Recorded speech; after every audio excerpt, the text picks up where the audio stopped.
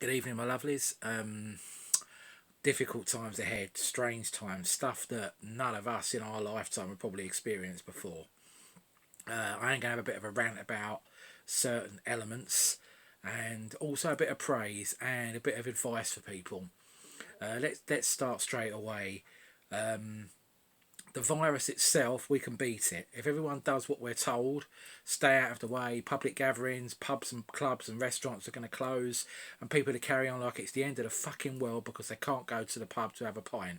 Now, don't get me wrong, I love a nice beer, but if I'm given the choice of let's get over this in a few months' time and get back to normal, or let's be a selfish dickhead and go to the pub and infect people, I think I know what I'd sooner have. I'd sooner have everyone fit and healthy, and in a couple of months' time, let's have a big blowout to celebrate that we've got rid of it, than make it drag on for months and months and months and months because some selfish prick can't do without a pint for a couple of weeks. Grow up. It's not the end of the world that you can't go in a pub. It's not the end of the world that you can't go in a nightclub or a restaurant. We've got to take these steps so that we don't end up with it going on for 3, 4, 5, 6 months, or even this time next year we're still talking about it. So sometimes you need to take drastic action straight away to get on top of it. And that's what we need to do. It's not the government trying to control us, people going on YouTube and uploading stupid fucking videos saying it's some big control thing by the government to prove what their power is. No, it's not. People are fucking dying worldwide of this. You can't fake people dying. And you're certainly not going to try and prove a point that you've got a powerful government in this country. It's any leader, no matter how evil a prime minister we've had, are not going to turn around and say, well, let's kill people to try and show how much power we've got. So these idiots that always try and find conspiracy theories about things, this is a genuine thing. Don't laugh it off and say, oh no, it's to divert our attention from something else. It's not. It's real. It's here. But we need to all work together, stick together, help each other out, keep an eye on your family, keep an eye on your friends and close acquaintances, and also keep an eye out for your neighbours. And it's not a big thing to do. It's something that we really should be doing anyway, like washing our fucking hands, that all of a sudden everyone seems to think it's some big thing. What, you weren't doing it before? Ugh, you know what I mean? It does piss me off a bit. So, things are going to close for the foreseeable future. If that's the steps we need to take to get everything back to normal, I'm fully behind it. The only little thing I've got is closing the schools. I can understand that teachers and people who work in schools are very worried about contamination and that kind of thing. However, we're now going to have 1.5 million plus kids just running around all over the place, and there are things to point that kids don't really get affected by it that much. However, they could be spreaders, so they could be kids that have got it that are just literally going to spread it around. And if we're going to have 1 million or so kids just running around for the next 3 months because their parents won't keep them indoors and keep them out of the way because they don't want them under their feet, that's probably what's going to happen. That's going to help spread it. Also, I think the other thing we've got to be very mindful of is letting all these teenagers run wild is, I think, going to put a bit of pressure on the police, because we're going to get a lot of issues to do with antisocial behaviour and stuff like that, because these teenagers are just going to be running around with nothing to do, nowhere to go. They're going to find ways to amuse themselves. So I think the police probably going to get ready to batten down the hatches, because I think we're going to get a lot of antisocial behaviour as the weeks go on. However, we could stop all this if we just done what we were fucking well told, and we could probably maybe knock a month or two off of this whole 4 or 5 months that they reckon we could be in for, if everyone just kind of done the self-isolation, stayed away from unnecessary crowds and stuff like that. But unfortunately, we do have the dickhead element in this country that won't do that, and they will say, no, I can't not go to the pub, I can't not do this, I can't not do that, I'm not going to be ruled by the government. Well, then fine. But when people start dying at the rate that they are in Italy at the moment have had more people die in their country from this than any other country in the world, even worse than China, where it started. Now, we don't want that. But if we get these morons, these selfish twats that won't do as they're told, and think that they're above the law and they don't want to be controlled, then that's what's going to happen. This is just going to go on and on and on and on. The same with the thing with the panic buying and the stockpiling and the shops running out of food. If everyone just calm the fuck down, just bought what you need and share it all out, we won't have an issue. The issue that we've got at the moment is people are going into shops, and the poor people that work in these shops are getting abused, they're getting violence towards them because the stuff's running out on the shelves. But as posted earlier, it's not the fault of the shops or the people who work in the shops why there's no stock on the shelves. It's fucking dickheads buying 6 foot high piles of bread and stuff like that, and toilet rolls and eggs, and literally the minute the shelves are filled up, they're just stripping them.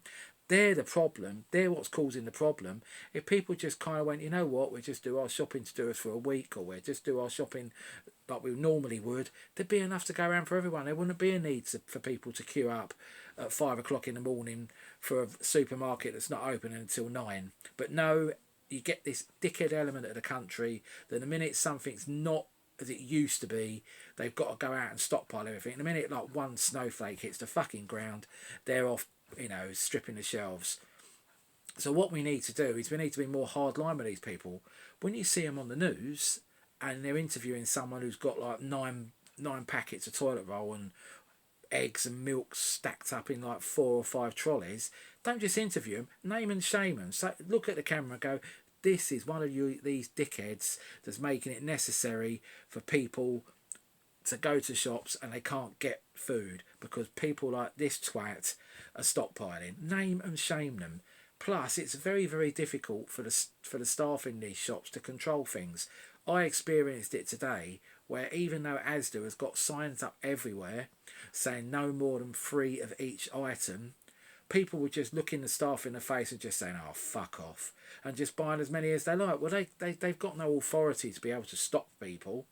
So it's madness.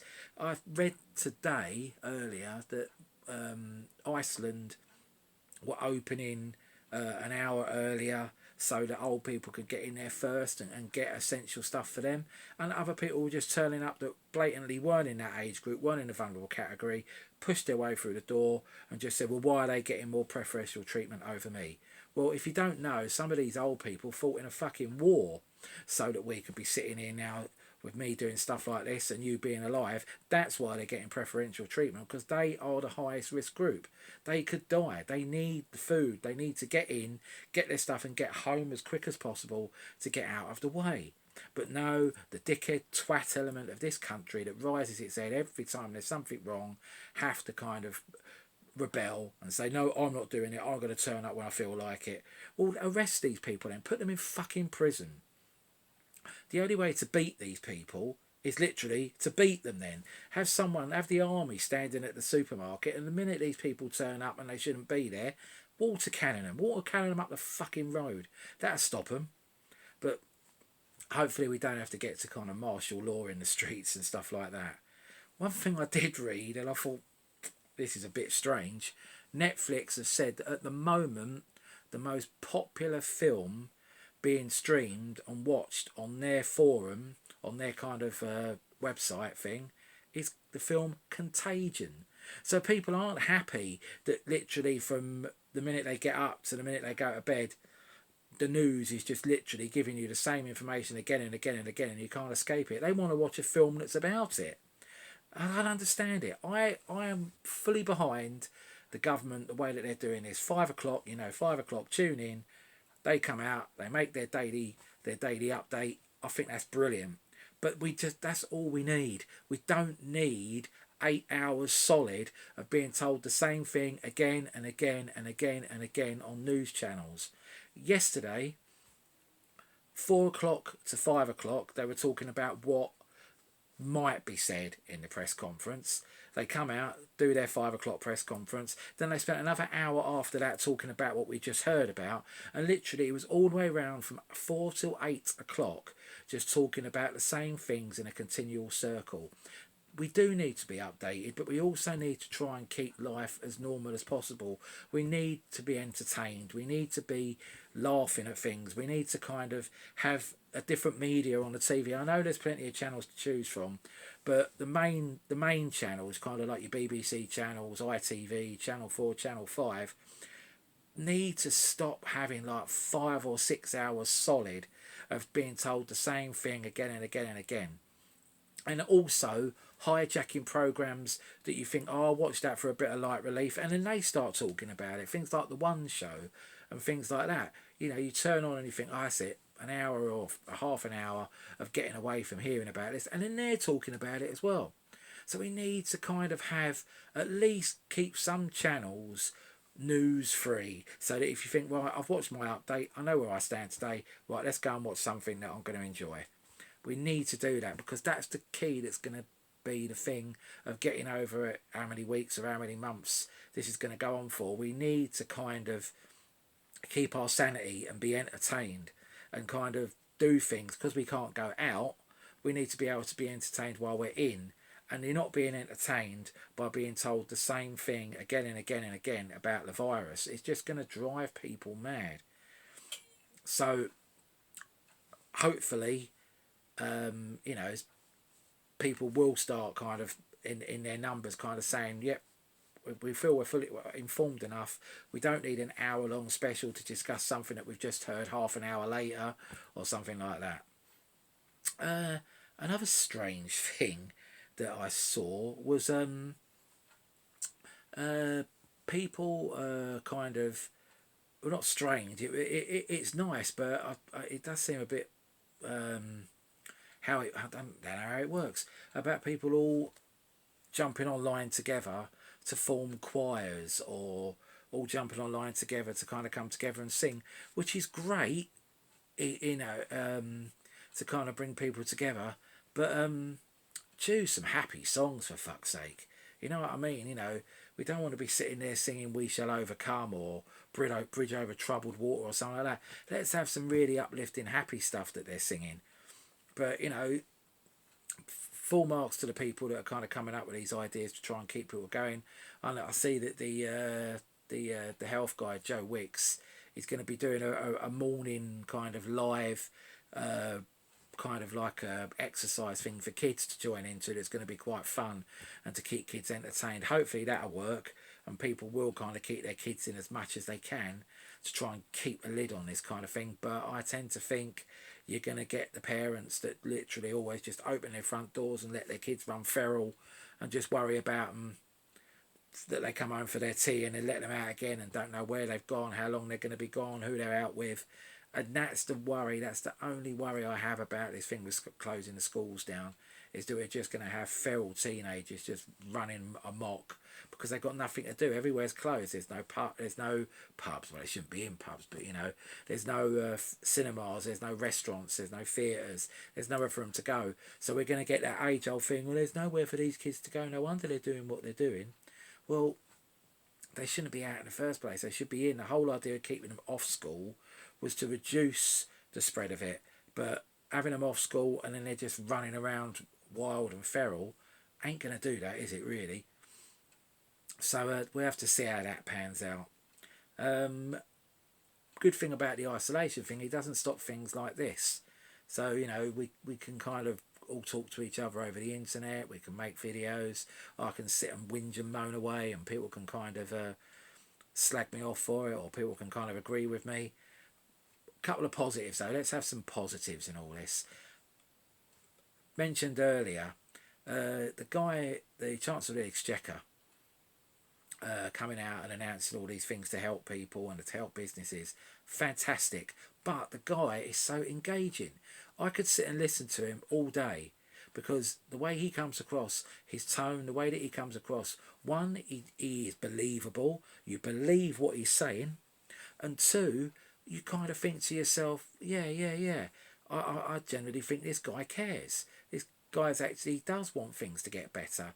He's not like most politicians, very very self-absorbed and are completely, you know, out of touch with the real world. This guy seems to know exactly what's going on and the right things to say and the right things to do. Even more amazing, and I know this is probably going to come back and bite me on the arse somewhere along the line. Made no secret of the fact I've never been a huge fan of Boris Johnson, but however, with these press conferences every day, he is coming across less and less of a buffoon than before. It is that kind of balance. Some people say that the government aren't doing enough. Some people are saying they've gone too hard line. You never, no government, no matter who you, whether you're Labour, whether you're Tory, whether you're Liberal, whether you're whatever, no government is going to come in and please everyone. It's impossible. But they're doing the best in a situation that we've never faced before. Post war. And they're doing the best that they can with it. How do you manage a situation like this? Doing what they're doing now, really, keeping us informed, making sure that people don't lose out, looking after businesses, looking after the vulnerable, looking after people, making sure that they still get paid and they can still pay their bills and feed their families.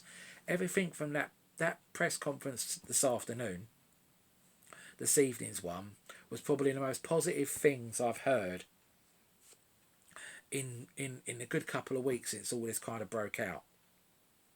And it genuinely made me feel afterwards, you know what, we can lick this, we can beat this. But the only thing that I think is the key to maybe this dragging on too much longer is the dickhead element of this country. And that's what we all need to do. The rest of us that are normal, like ourselves, that, behave normally and have respect for people and look out for people and are generally concerned about everyone, we need to rise up against these twats. And when we see them acting like twats in the supermarket, fucking have it out with them. I had a row today with a guy because he was swearing at the woman on the checkout, saying to her, why the fuck aren't these shelves full up? What the fuck are you guys doing? Blah, blah, blah, blah, blah. She was getting quite upset. So I just stepped in and said, oi, don't talk to her like that. It's got nothing to do with her. Why? She works in the shop. I said, yeah, she works in the shop, but she hasn't stripped the shelves bare of groceries. You have.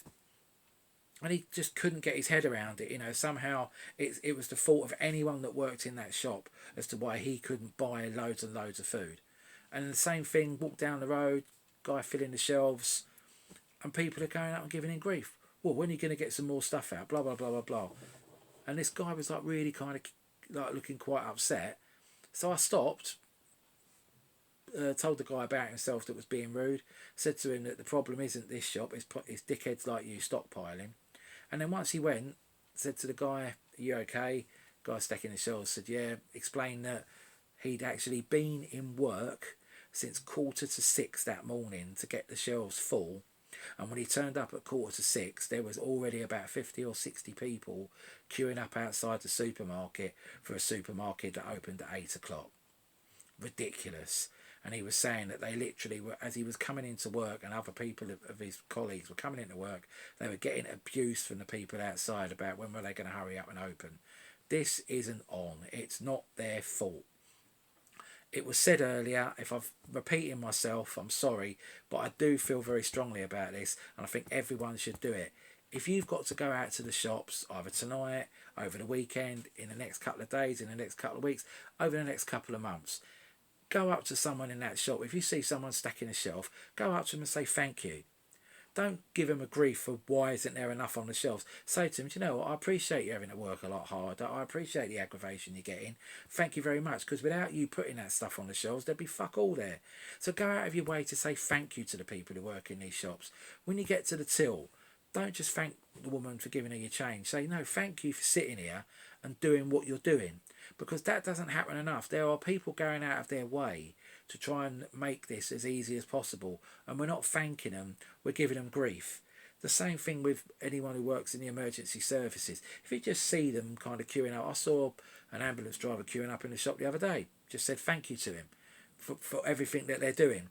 And you see anyone who works in the NHS, anyone that's got a role to play in putting themselves at risk to help the bigger picture, go and say thank you to them. It's 2 words that take you less than 2 seconds to say, but it means so much to them. When I spoke to this guy today, the guy filling the shelves, after I said to him, thank you very much, I really appreciate what you're doing, he was gobsmacked by it, and he said, "You know what? That's the nicest thing I've heard anyone say to me today." But it shouldn't be that way. Everyone should be being nice to these people. They're working extra hours, extra hard. And the problem is, by the time they finish their work, there's nothing on the shelves for them to buy to take home for their families. So that's also what you've got to remember as well. These people are making sure we're okay, but what's going on with them? How are they okay? Because by the time they want to buy something, these greedy fuckers, like I saw this morning, have stripped the shops bare of everything anyway. So we need to all pull together. We need to look out for people. If you're thinking of picking up 4 loaves of bread, but you could really get away with buying 1 or 2, and you see some old dear walking up and down the aisle trying to pester them, give one to her for fuck's sake. Don't be greedy. Don't be a bastard about it. But then again, I'm talking to you guys like you would do that, and I know I would pretty much say everyone that is watching these videos that I make wouldn't have that mentality, that you wouldn't go taking other people's stuff out of their baskets and trolleys. You wouldn't see an old person go without. You would sooner go without than see a vulnerable or an old person go without. And you wouldn't be rude to people in the shops. I would hope so. I would think that we're all kind of the same mindset, that you've got to appreciate people doing a hard work in very, very difficult and unusual circumstances that no one's ever experienced before. Anyway, I'm going to go because this is going on a bit too long, and I know I've had a bit of grief from people saying that sometimes my videos go on a bit too long, so I'm going to kind of cut this as we are now. I'm going to try and do a few more kind of light-hearted ones as it goes on and poke fun at things.